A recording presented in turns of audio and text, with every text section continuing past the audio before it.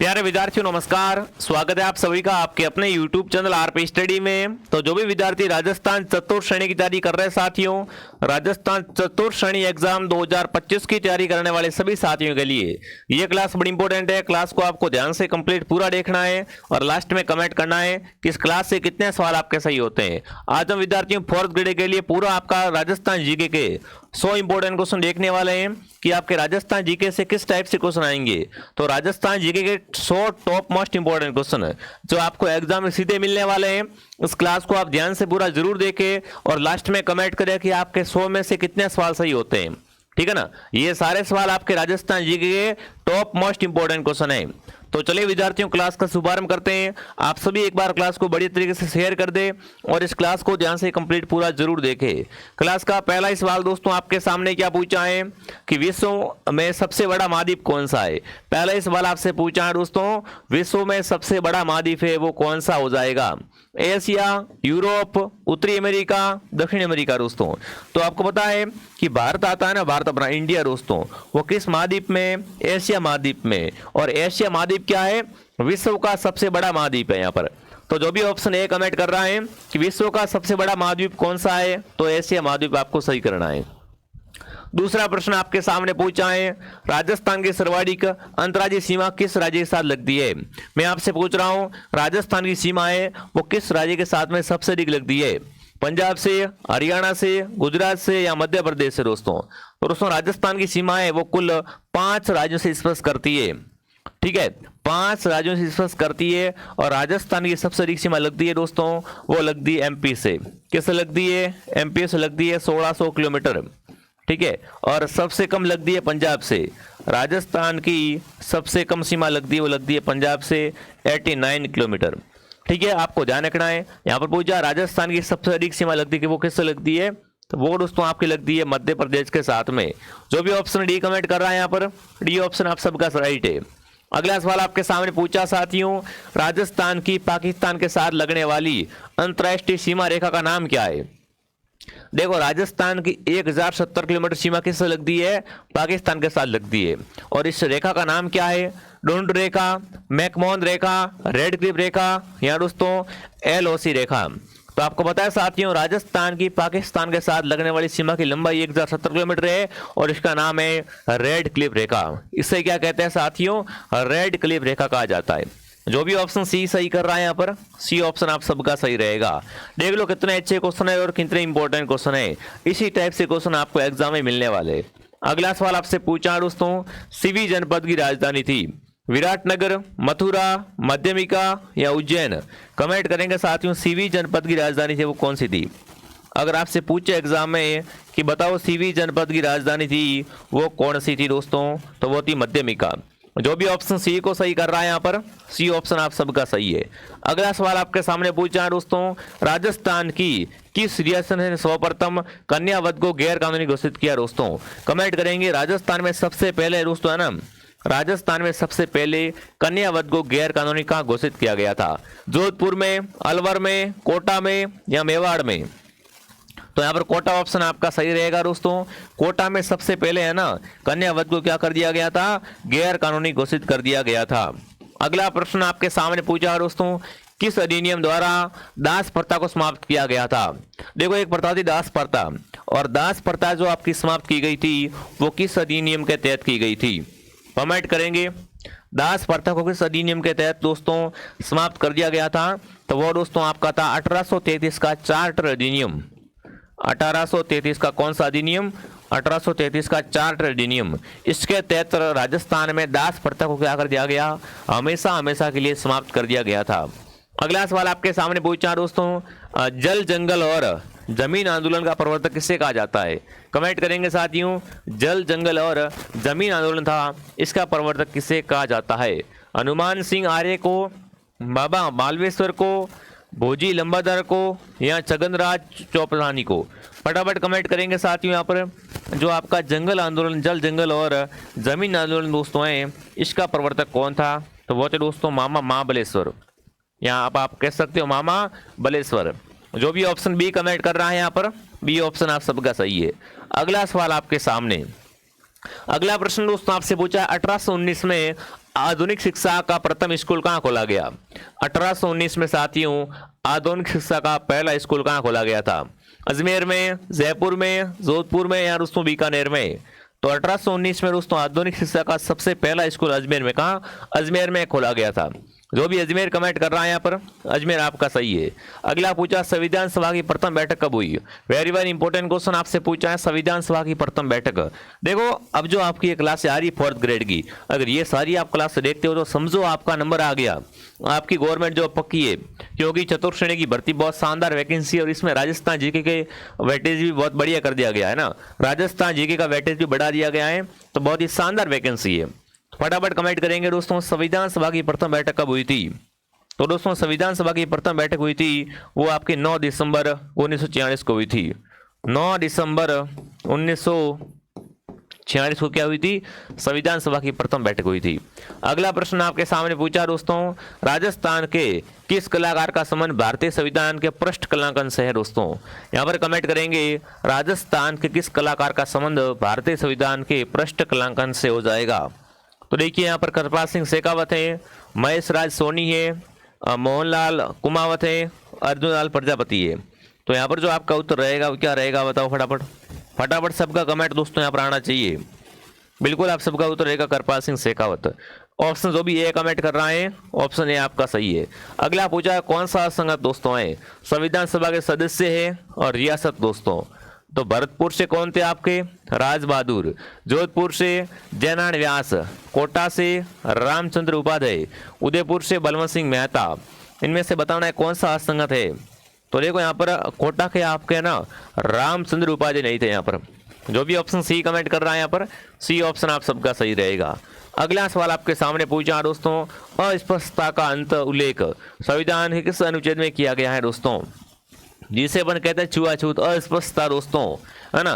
तो अस्पष्टता का जो अंत है वह संविधान के किस अनुच्छेद के तहत किया गया है?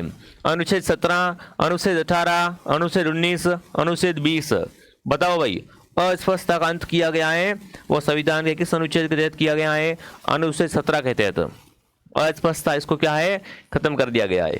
जो भी ऑप्शन ए कमेंट कर रहा है ऑप्शन ए आपका राइट है। अगला पूछा दोस्तों, राज्य महिला आयोग का गठन कब किया गया? कमेंट करेंगे राज्य महिला आयोग का गठन कब किया गया? फटाफट कमेंट करें, बहुत अच्छा सवाल है आपका। राज्य महिला आयोग का गठन किया गया था दोस्तों, वो कब किया गया था? 15 मई 1999 में राज्य महिला आयोग का गठन किया गया था। बी उत्तर आप सबका राइट है। जो भी साथी बी कमेंट कर रहा है बहुत बढ़िया। अगला सवाल आपके सामने पूछा है, सूचना का अधिकार कानून बनाने वाला भारत का प्रथम राज्य कौन सा है? कमेंट करेंगे साथियों, सूचना का अधिकार जो आपका कानून बनाया है वो भारत का प्रथम राज्य कौन सा हो जाएगा? गुजरात, हरियाणा, पंजाब या राजस्थान? तो बिल्कुल यहाँ पर जो आपका आंसर रहेगा वो क्या रहेगा साथियों? बहुत बढ़िया, देखो सबका यहाँ पर उत्तर है राजस्थान। राजस्थान साथियों भारत का पहला राज्य है जिसने क्या किया है? सूचना का अधिकार कानून है वो बनाया है। अगला सवाल आपके सामने पूछा है, मतदान के लिए दोस्तों जिला निर्वाचन अधिकारी होता है, जिला कलेक्टर होता है क्या? जिला प्रमुख होता है, उपखंड अधिकारी होते हैं या जिला अधीक्षक होता है? फटाफट कमेंट करेंगे साथियों, मतदान के लिए निर्वाचन अधिकारी होता है। देखो मतदान वगैरह जिले में जो देख रेख करती है ना, वो सारी देख रेख कौन करता है? तो आपका उत्तर आ चुका है यहाँ पर जिला कलेक्टर। कौन करता है? जिला कलेक्टर। जो भी ऑप्शन ए कमेंट कर रहा है ऑप्शन ए आपका राइट है। अगला पूछा साथियों, किसके सुझाव पर एकीकरण के प्रथम चरण का नाम मत्स्य संघ रखा गया था? अब बहुत बार प्रश्न आ चुका है दोस्तों कि एकीकरण के प्रथम चरण का नाम मत्स्य संघ है, वो रखने का सुझाव किसने दिया था? तो ये सुझाव दोस्तों दिया था के एम मुंशी ने। किसने दिया था? के एम मुंशी ने कहा था कि एकीकरण का पहला चरण है ना, उसका नाम क्या कर दो? उसका नाम मत्स्य संघ कर दो। और ये सवाल बहुत बार आ चुका है। अगला प्रश्न आपके सामने पूछा दोस्तों, मत्स्य संघ के बारे में कौन सा कथन असत्य है? इसका उद्घाटन कब हुआ था? 18 मार्च 1948 को। राज प्रमुख कौन था इसका? उदयभान सिंह धौलपुर। उद्घाटनकर्ता कौन था? सरदार वल्लभ भाई पटेल। प्रधानमंत्री कौन था? शोभाराम कुमावत। फटाफट कमेंट करेंगे, मत्स्य संघ के बारे में कौन सा असंगत हो जाएगा? बहुत ही शानदार प्रश्न आपसे पूछा है दोस्तों। तो मत्स्य संघ के बारे में इसका उद्घाटन करता है ना, इसके उद्घाटन करता है वो सरदार पटेल नहीं थे। बाकी सब राइट बात है। तो जो भी यहाँ पर सी कमेंट कर रहा है सी सही है दोस्तों। एकीकरण के दौरान विलय पत्र पर हस्ताक्षर करते समय किसने कहा था कि मैं अपने डेथ वारंट पे हस्ताक्षर कर रहा हूँ। देख लो कितने अच्छे क्वेश्चन है और हूबहू आपके एग्जाम में ऐसे ही क्वेश्चन आएंगे दोस्तों। जब एकीकरण हो रहा था ना उस समय दोस्तों विलय पत्र पर हस्ताक्षर करते समय किसने कहा था कि मैं क्या कर रहा हूँ, मैं अपने डेथ वारंट पे हस्ताक्षर कर रहा हूँ। तो वो थे चंद्रवीर सिंह बांसवाड़ा, है ना। चंद्रवीर सिंह बांसवाड़ा कहते हैं कि मैं क्या कर रहा हूं, अपने डेथ वारंट पे हस्ताक्षर कर रहा हूं। ठीक है, अगला सवाल आपके सामने पूछा। देखिए दोस्तों आगे बढ़ने से पहले जो भी विद्यार्थी दोस्तों ना चतुर्थ श्रेणी की तैयारी कर रहे हैं दोस्तों, बिल्कुल चतुर्थ श्रेणी का पूरा कोर्स आपको हमारे ऐप में मिल जाएगा। 499 में आपको पूरा कोर्स मिलेगा साथियों। कोर्स की खास बात यह है कि पूर्णतः आपको ये परीक्षा पैटर्न पर आधारित मिलेगा। ठीक है, जैसा आपका सिलेबस है उसी के अकॉर्डिंग पढ़ाया जा रहा है। बिल्कुल नवीनतम कोर्स है, एकदम जीरो लेवल से पढ़ाया जाएगा। आपको सभी विषयों का समावेश आपको मिल जाएगा इस कोर्स में। सफलता के लिए रामबाण दोस्तों, इसमें जैसे क्लास हो गई उसके बाद नोट्स की पीडीएफ वगैरह सब कुछ आपको अपने मोबाइल में मिल जाएगी। बढ़िया कोर्स है, शानदार कोर्स दोस्तों। आप अभी भी आज भी हमारे साथ जुड़कर क्या कर सकते हो दोस्तों, 4th ग्रेड का सपना साकार कर सकते हो। आपको पता है गवर्नमेंट जॉब लगती है इससे। अगर आपने ये कोर्स ज्वाइन करके ये पूरा कोर्स पढ़ लिया समझो 100% है ना, 100% दोस्तों आपका नंबर पक्का है। बस इस कोर्स को ज्वाइन कर लो और बढ़िया शानदार तैयारी करो। ठीक है, तो ऐप का नाम है आरपी स्टडी दोस्तों, ऐसा लोगो आएगा। अगर आपके पास फ़ोन पे नहीं है, फ़ोन पे किसी और से करवाना है तो इस दिए गए नंबर पे व्हाट्सएप पे मैसेज करें या कॉल करें कि सर फ़ोन पे नंबर दो आपका, तो उस पर पेमेंट करवा देना, मैं यहाँ से कोर्स आपका चालू कर दूंगा। बाकी राजस्थान में 4th ग्रेड का सबसे बेस्ट कोर्स है वो आपको हमारे पास में ओनली फॉर 499 में मिलने वाला है। ठीक है साथियों, आगे बढ़ते हैं। अगला सवाल आपके सामने, एकीकरण के दौरान बांटे गए विभागों के संबंध में कौन सा असंगत है दोस्तों। विभाग है और स्थान दोस्तों, हाईकोर्ट जोधपुर में, शिक्षा विभाग बीकानेर में, खनिज विभाग उदयपुर में और सहकारी वन विभाग बांसवाड़ा में। फटाफट कमेंट करेंगे दोस्तों इसमें से कौन सा गलत है, कौन सा असंगत है। फटाफट क्या करेंगे, नहीं आप कमेंट करेंगे। हाँ जी, फटाफट सबका कमेंट आना चाहिए। देखो कमेंट में सबके चेक कर रहा हूँ तो कमेंट आप सबके यहाँ पर क्या है दोस्तों, बहुत ही फास्ट आने चाहिए। जिसने भी क्लास को लाइक नहीं किया है क्लास को लाइक एंड सब्सक्राइब जरूर करें। तो देखो विद्यार्थियों इसमें से जो आपका वन विभाग है ना, वन व सहकारी विभाग, ये बांसवाड़ा को नहीं दिया गया था, बाकी सब राइट है। तो जो भी ऑप्शन डी कमेंट कर रहा है यहाँ पर, डी ऑप्शन आपका असंगत है।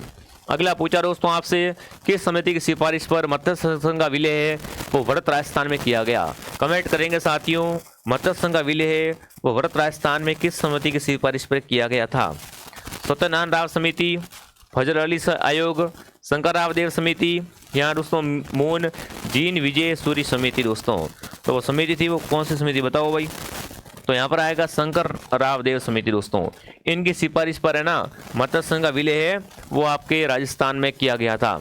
सी ऑप्शन आपका सही है। अगला प्रश्न आपके सामने देखिए दोस्तों क्या पूछा है।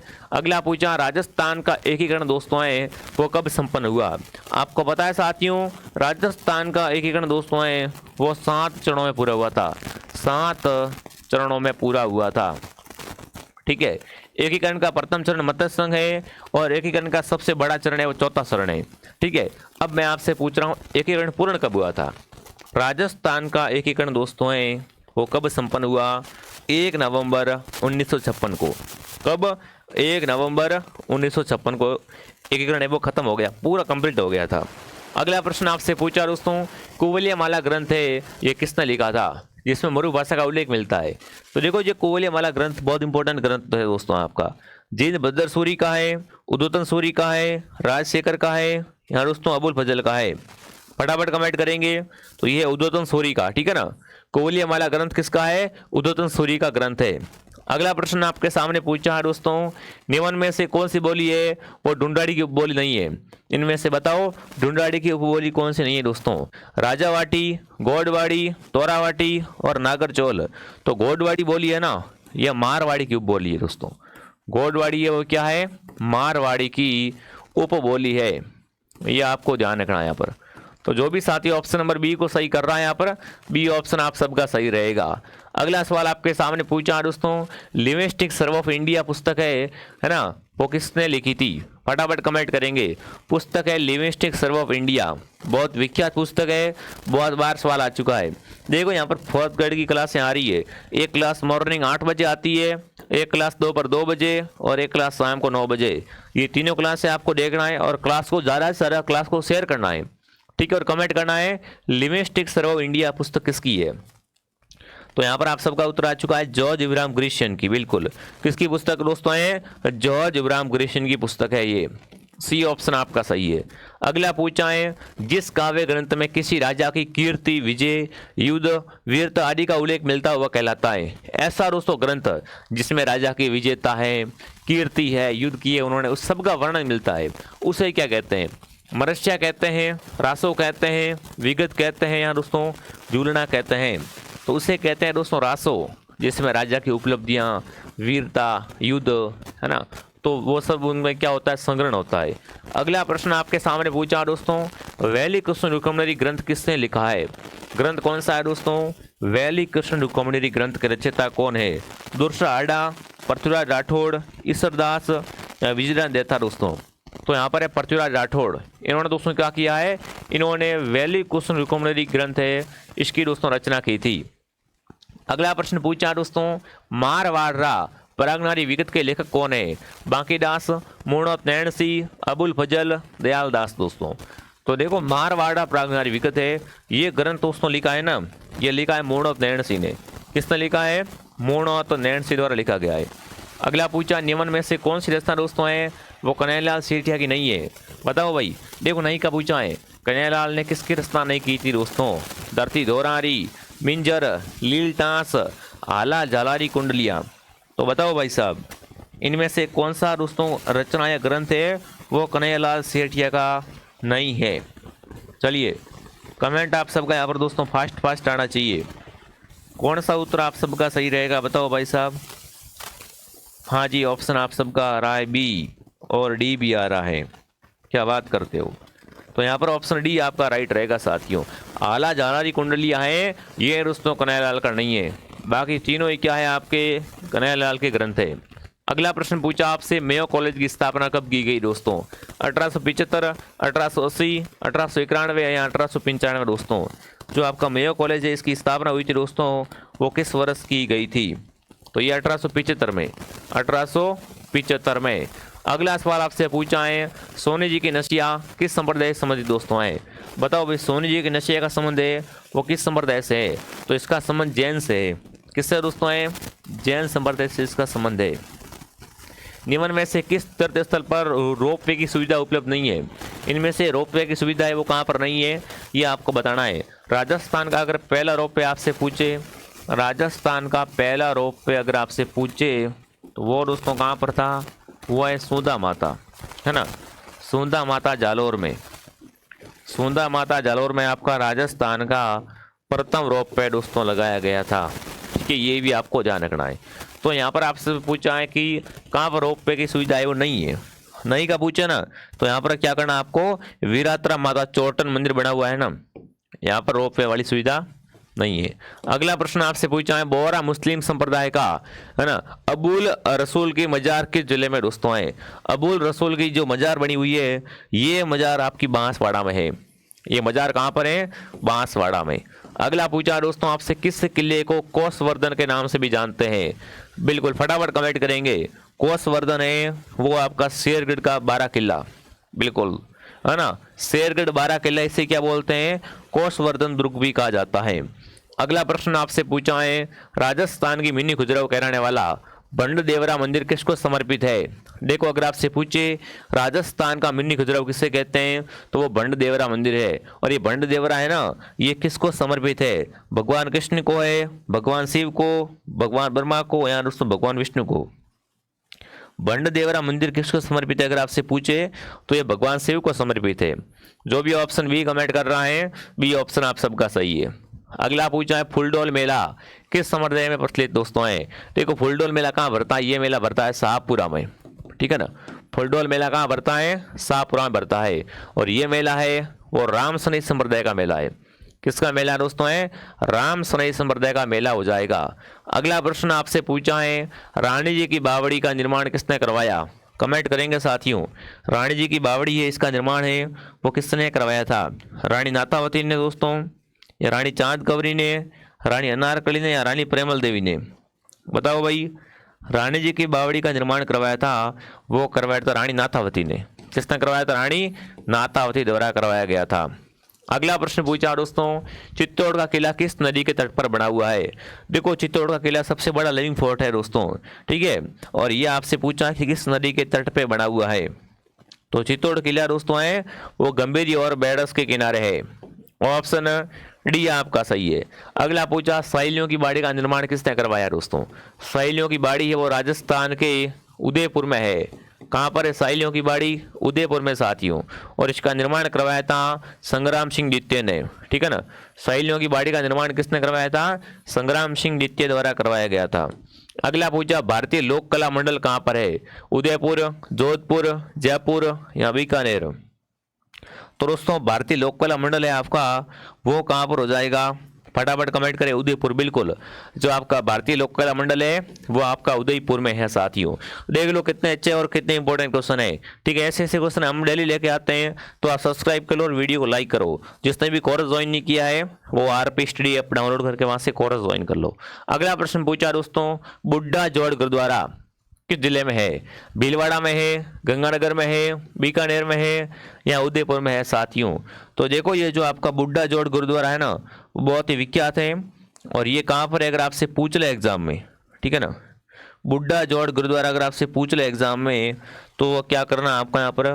गंगानगर, गंगानगर। बिल्कुल आप सबका यहाँ पर क्या आ रहा है दोस्तों? ऑप्शन बी आ रहा है। क्या हो जाएगा उत्तर? गंगानगर ऑप्शन आपका सही है। अगला पूछा है, महाराणा प्रताप के घोड़े चेतक की समाधि कहाँ पर है दोस्तों?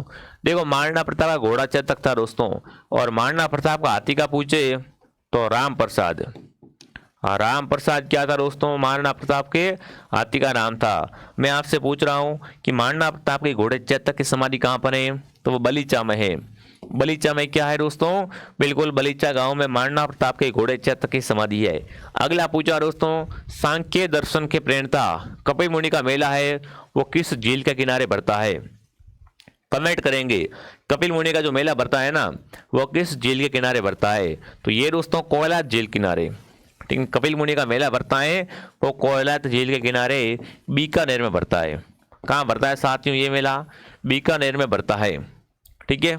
अगला सवाल, अगला पूछा है, राष्ट्रीय ऊंट अनुसंधान केंद्र कहाँ पर है? राष्ट्रीय ऊंट अनुसंधान केंद्र दोस्तों है वो आपका जोड़बीड़ बीकानेर में, ठीक है ना। राष्ट्रीय ऊंट अनुसंधान केंद्र कहाँ पर है? जोड़बीड़ बीकानेर में, ठीक है। सेवर में आपका है दोस्तों सरसों अनुसंधान केंद्र। सरसों अनुसंधान केंद्र सेवर में है। तबीजी अजमेर में है। मसाला अनुसंधान केंद्र, मसाला अनुसंधान केंद्र तबीजी में, ठीक है। अगला प्रश्न दोस्तों आपके सामने पूछा है, जसना संप्रदाय की प्रधान पीठ कहाँ पर है? तो दोस्तों जसना संप्रदाय है इसकी प्रधान पीठ है कतरियासर में। और ये कतरियासर कहाँ पर है? कतरियासर है आपका बीकानेर में, ठीक है। और ये क्या करते हैं साथियों?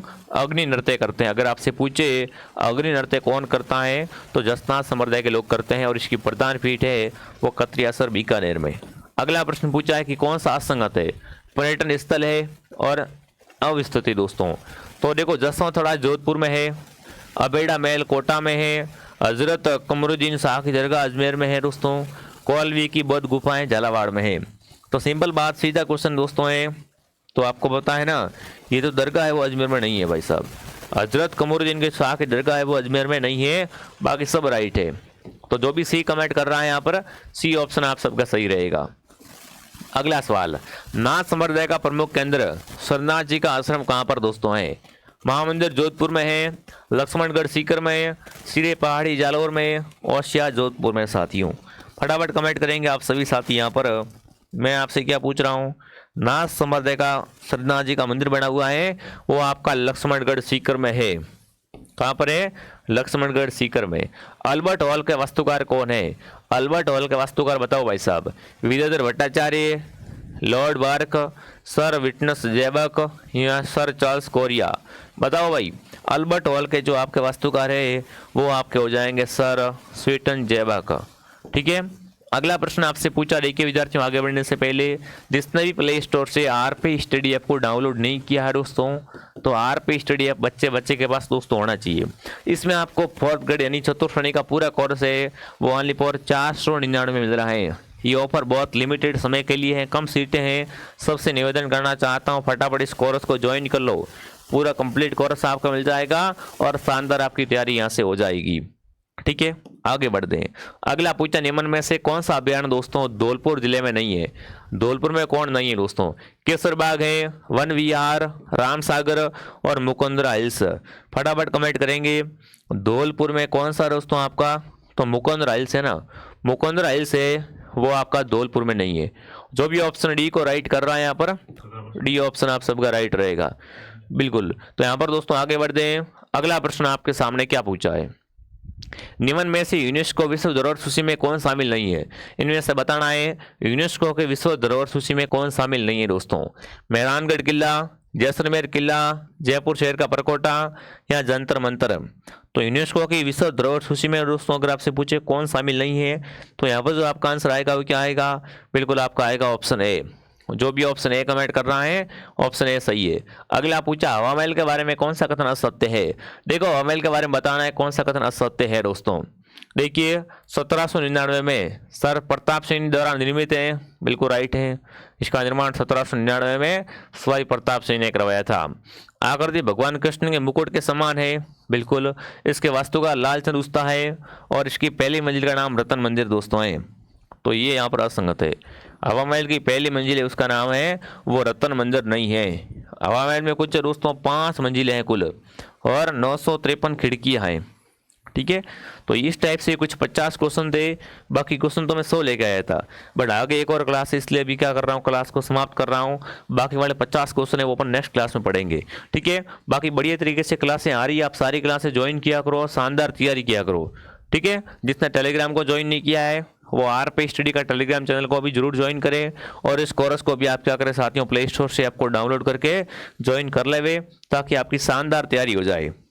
ठीक है विद्यार्थियों, तो बिल्कुल आप सभी का बहुत बहुत धन्यवाद, आपने इस क्लास को कंप्लीट देख लिया है। ये सारे सवाल आप याद कर लो। बाकी 9 बजे हमारी लाइव क्लास आएगी, उसमें भी आप सबको आना है। जय हिंद, जय भारत।